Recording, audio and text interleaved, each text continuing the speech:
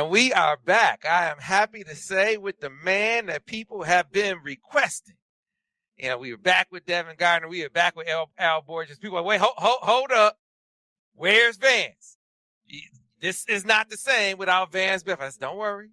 Vance, he has some travels to make. He, some stops to get some Sweet Baby Rays, maybe a couple Key Sweat concerts, visit some family. And then we get started. And the man is back himself, Vance Bedford. Vance, how you doing?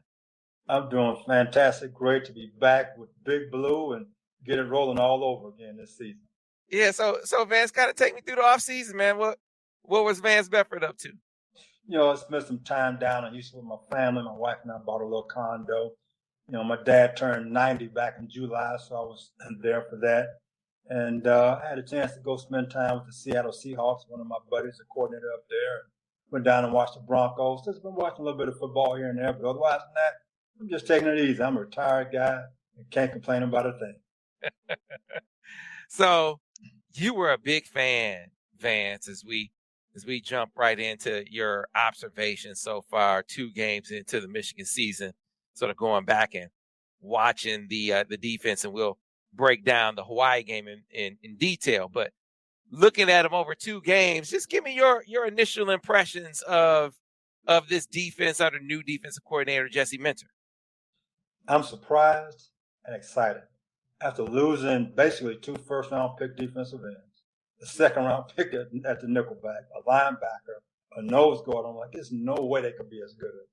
Watching the first 2 ball games, it's a wow factor. They are playing so fast. You bring in a coordinator, I guess, from the same system, and as we were talking earlier, I think he's a DB guy. I'm watching things coverage-wise, and I get excited.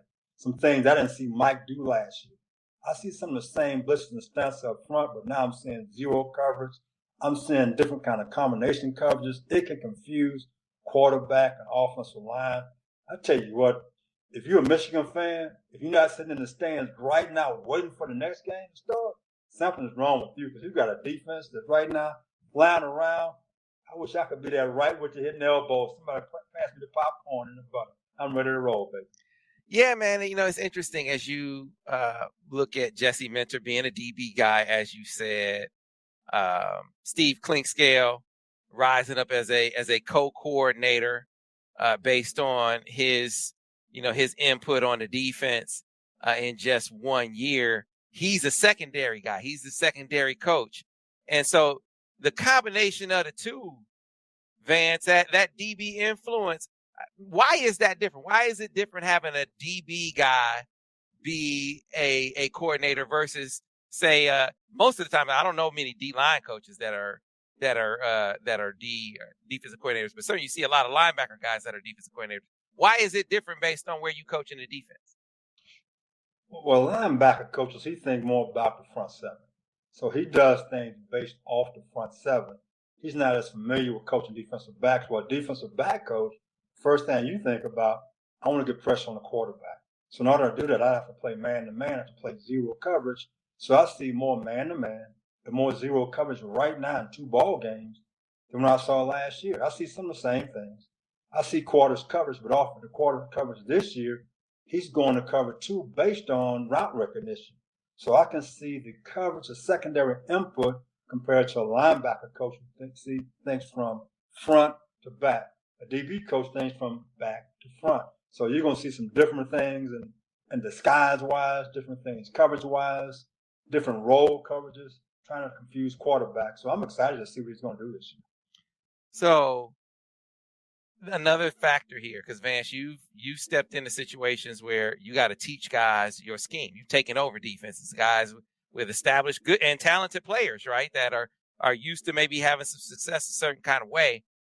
Really feels like Jesse Minter is able to lean into some of the things he wants to do faster because of the scheme similar. I mean, like you said earlier, basically the same scheme. Mike McDonald is one of his best friends. They coached together with the Ravens.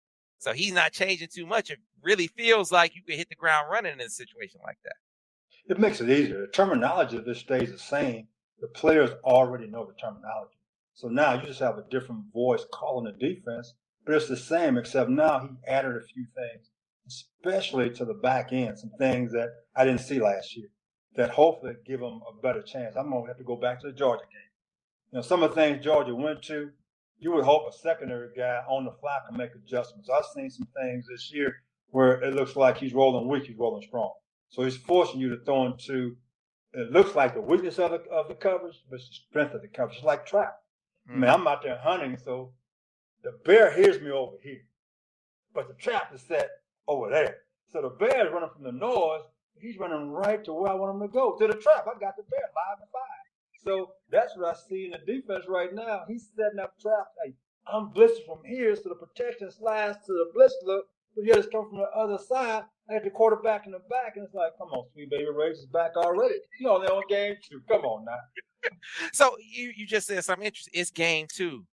So, there's I hear coordinators and head coaches all the time talk about, hey, you don't want to show too much, right? Here, this new DC coming in, and it's Hawaii and Colorado State.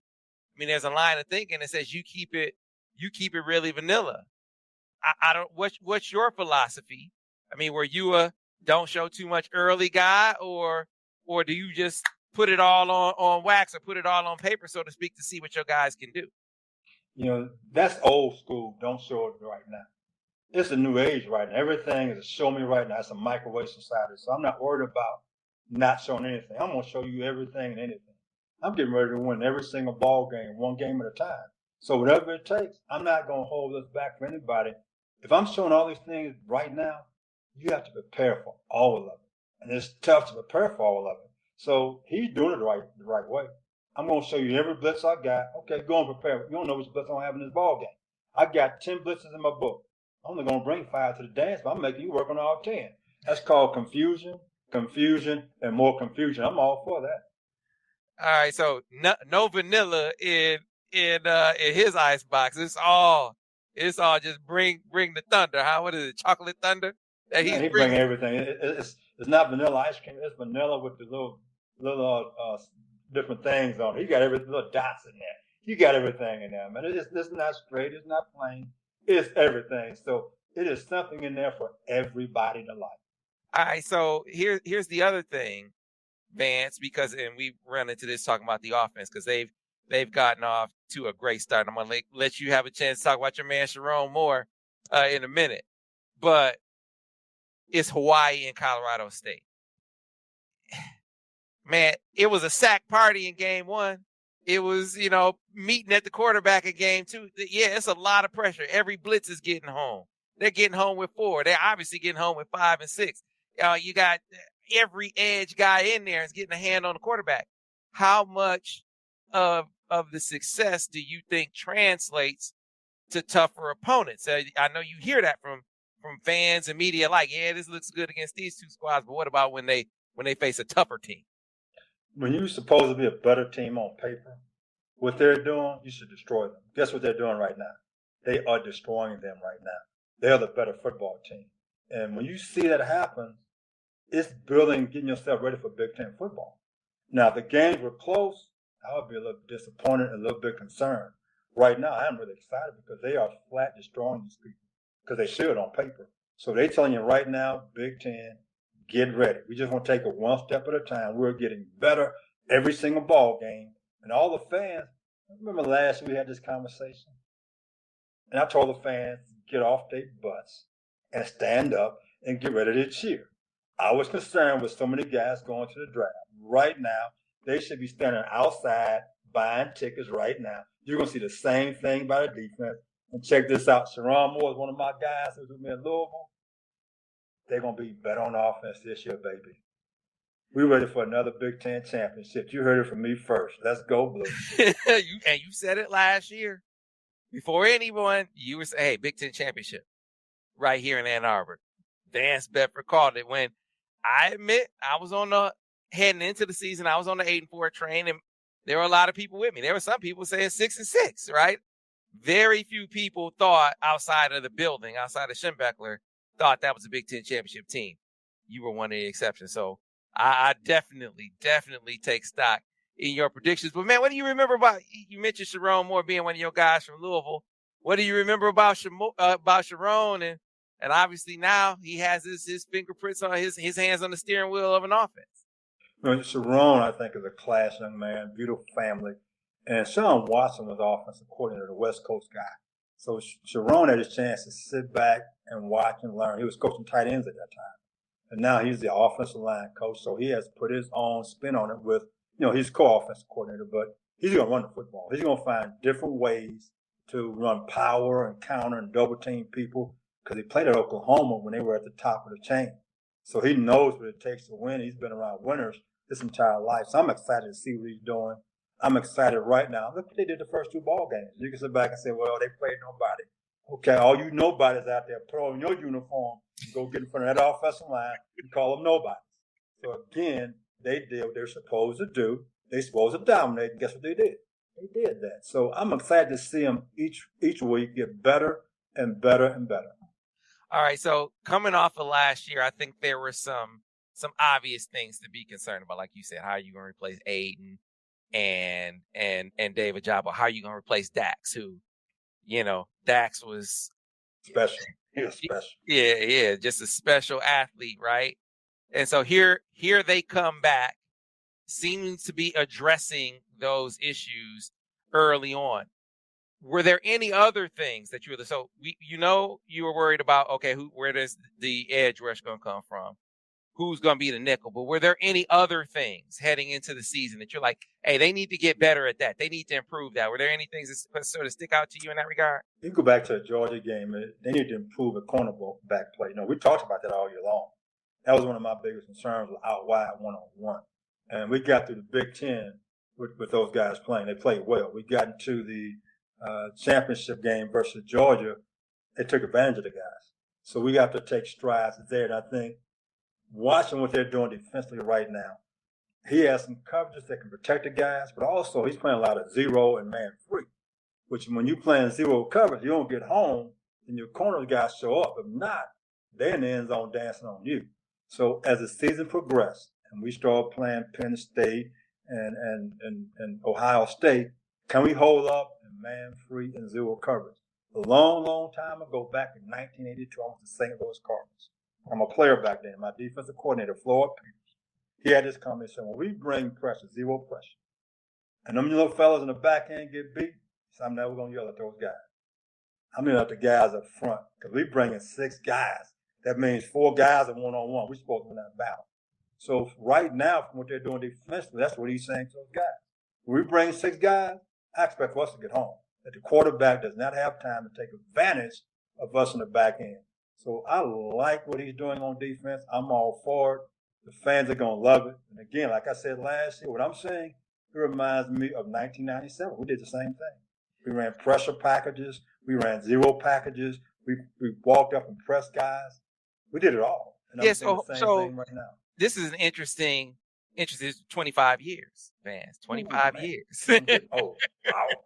No wonder my 25 years. Every morning. But that was an interesting time because obviously you guys were returning a lot of talent, but there was a lot of change, right? So you go back to that point. Greg Madison's out. Jim Herman's in. You just went 8-4 back-to-back seasons.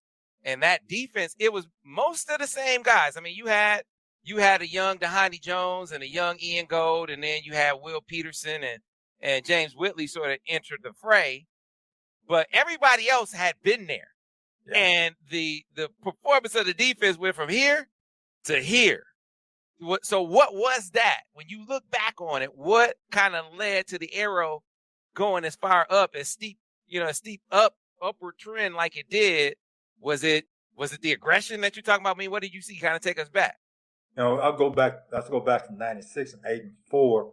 We had just put in zone pressure. We went to visit the Pittsburgh Steelers. And we had just put in zone pressure that year. The next year, of course, Greg Madison left, Herman came in, Jim did. So being a linebacker coach, he became even more aggressive. And Andre Weathers became a starter. Remember, Clarence Thompson was supposed to be, he was preseason All-American. Well, he had some issues, so he wasn't there. So it was Andre Weathers' first year to start. And so we walked up. We playing quarters coverage. And I said, guys, like this. You walk up and press, you got nobody to read. You walk off at 8 yards deep, you got to read number 2 plays palms, which he's doing this year. So I had 2 corners in Woodson and Weathers. They want to walk up and press. And off of that, my safety started playing 8 yards deep, flat-footed, playing downhill. Then we just started blitzing everybody. We came out the tunnel for the game started. We throwing helmets and shoes. We throwing socks. We bringing everything. We blitzing right now, and they knew it. And I'll tell you the biggest game, if you remember this, we playing Iowa. I think we down at halftime. And the coaches are stressed out. The players looked at us and said, Coach, we got this. I said, man, we got to do this. I said, Coach, trust us. We got this. Don't worry. That's the players telling us that. Coach, we pulling our hair out. The places we came out in the third quarter, and we lit them up like a Christmas tree. We blitzed them every way but loose. They didn't know what was hit them in the face. And I see this right now. You got a new coordinator. Same defense. He's bringing a different type of mindset to it. He's bringing more pressure. So the similarities are a lot alike. Yeah, I mean, that's why I'm bringing it up. It's early. I understand that. I'm going to hear people in the comments saying, slow your roll. I know that. But, man, there's a lot of parallels. You go from one coordinator who's a front seven guy who, how much would you say in 95, 96, how pressure-wise percentage? How much percentage-wise would you say you were pressured? I would say 95, not a lot. 96, we probably went up to maybe 35%. I'd say in 97, it might have been 50 to 60%. 50 to 60, so significantly more pressure. Yes. We see signs this year from Mike McDonald to Jesse Minter. I know it's only a couple games, but Vance, I said, man, and I asked you before we came on, Vance, it feels like more zero coverage in 2 games than the whole damn season last year. Like, this dude is bringing the heat, right? So you see that similarity. Here's another similarity. You sort of laid it out. You lose Aiden Hutchinson. You lose David Jabo. You lose Zach Hill. You just said Clarence. If you don't know about Clarence Thompson, go back and check the tape. Clarence Thompson was a ball player. Preseason All-American. Not available. Another ball player on that team who would have gone down as one of the all-time greats, Vance, had the sack record for years. For years, right? Only recently did the sack record be broken. Dave Bowens, man, if he comes back for his junior season, an animal, an absolute. I mean, think about that. Dave Bowens and Charles Woodson and Tom Brady in the same. And I said, you just mentioned Dave Bowens with Charles Woodson and Tom Brady. He was on that path. He was a member of that class, 12 sacks, a game record. Can you imagine? So they lost that guy. They lost preseason All-American Clarence Thompson. Would have been one of the all-time greats, David Bowens, and y'all came back, won a national championship. I'm just saying, Vance, there's some parallels here, bro. There's some parallels. What they did last year? They built depth last year. In 97, 96, we built depth because James Hall was a sophomore. I think he played 8 years in the league. Glenn Steele started playing better. So a lot of those guys, Ian Gold was only a sophomore. DeHoney Jones, sophomore. Then we had the 3 freshman defensive backs. So we brought in depth, which enabled us to do more things. Now Charles Woodson went from just playing cornerback to nickelback because we played a freshman outside in this spot with Andre Weathers, which made us better. So we became even a better football team with those guys not being there because other guys had to step up. And people they were surprised at that. They weren't aware. So I see some of the same similarities right now. So I'm excited. I'm excited to see what's going to happen. I really am. I mean, man, think about the guys that didn't play. I remember a dude named Ernest Sanders back in the day. Ooh, Ernest could run. Ernest could run. He was fast. Could run, hit you, and go through a wall. Hey, man, that's one of those split guys. That's another one of those split guys with Dre Weathers. He was from Beecher. Nobody thought my man Dre could play. I always been a Dre fan. I mean, if people, Dre can't play, he won't hit. I mean, Dre will put his nose right down the middle, not even blink. That was my boy Dre. Yeah, man. You gotta love it. You gotta love it. So hopefully it plays out. Hopefully these parallels are in direct parallel to what we saw 25 years ago. But let's get back to this game. So one of the things we're going to do this year, Vance, is sort of have you assess different levels of it. We did, so you would talk about it. And I guess talk about this before we get to the grades. One of the things you mentioned last year was coverage at the linebacker position. You mentioned that throughout the season and say, you know what, they need to tighten that up. That needs to get better. And so that was maybe one of the things that I was looking for based on what you said last season. In the first two ball games, I think they did a lot better job. I see guys are playing with their eyes. Last year, you had some guys, they look at the quarterback, and the quarterback lies to you all the time. So the guys, they playing more match coverage. In other words, they're reading their particular guys, and they match them a lot faster. And that's why you see zero coverage, where they play quarters. There's a match defense. Guys, the bodies are a lot closer, which makes throws for the quarterback that's much more difficult. So far in two ball games, I see a lot better play out of the linebackers as far as coverage than I did any time last year. Mm-hmm. All right. So let's get into the grades. Let's start with the front, Vance, and basically the scale that we've come to is A, B, C, and needs improvement. A, B, C, and needs improvement. So when you talk about the front, the edge guys, I mean, the pressure, playing the run, what kind of grade? Give me your grade and your assessment of the front in the game versus Hawaii. The thing about it, again, they have proven they are better than the two teams they play. They are knocking guys in the backfield. They tackling guys in the backfield. I'm looking at the stats. It's like 295 yards for Michigan and 30 yards for the opponent. So when I look at, I'm just going to talk about them all together right now because he's doing a lot of different movements and a lot of different pressures. So he's hitting guys in the backfield. So right now, I don't know if you remember this last year, the first two ball games, I said, I don't know if we can rush the passer one-on-one. I said that last year. And right now, because we're blitzing so much and moving so much, I don't see an individual player right now. I see a combination of different players and different stunts that are getting us home. And also, so I'm going to go ahead and get to the coverage. We'll go with it. I see great disguises in the back end, trap coverages that he's thrown into the strength of the coverage, and it looks like it's the weakness of the coverage. So I think it's all tying in hand to hand. It's going to buy time. The coverage is for the D-line to get home. I'm waiting to see once we get into conference play on third down situations how people are going to attack us. Because right now, you get 3rd and 7 plus, you might as well say, here he comes. I don't know where he's coming from, but he's bringing a 5th or 6th guy. That's what he's doing right now. And so our pass rush is good. The run stuff is really good because we're bringing extra guys to the dance. The coverage by the linebackers right now, so far in two ball games, so much better right now than last year. I think they spent time on it in all season.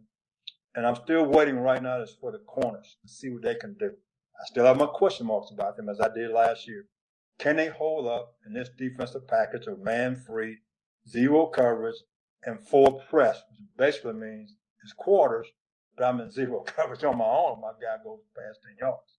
So it's a lot of things that come to So it becomes man-to-man at that point. It's man-to-man. Yeah. We got, I think, UConn coming up right now. UConn over the last 2 years won 2 ball games. Okay, I'm expecting 54-10, and I'm being 10. I'm being generous for 10 points. If they score more than 10, I'm going to be upset. All right, folks. You can certainly be on the lookout for that breakdown. But before we do that, we're going to get into the X's and O's. That is a separate video that you can check out with Vance, sort of detailing the things that he talked about here, disguising coverages, disguising blitzes, all the zero coverage that you see, the aggression that seems to be on another level, the match game, if you will, the variety that you see being brought to the table in just the first 2 games defensively. Vance breaks it down in his film analysis. Be sure to check out that video. But until then, folks, we appreciate you coming to check out another Michigan defensive breakdown with our good friend, Vance Bedford. We'll see you next time. Hell to the victors, baby.